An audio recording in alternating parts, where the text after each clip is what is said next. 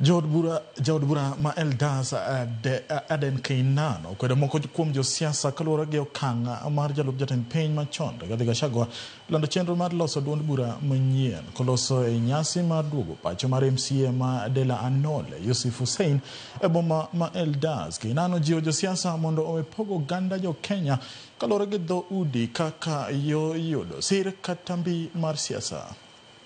Hiyo makabila 44 ndio ukiangalia bendera ya Kenya, kila mtu ako na share.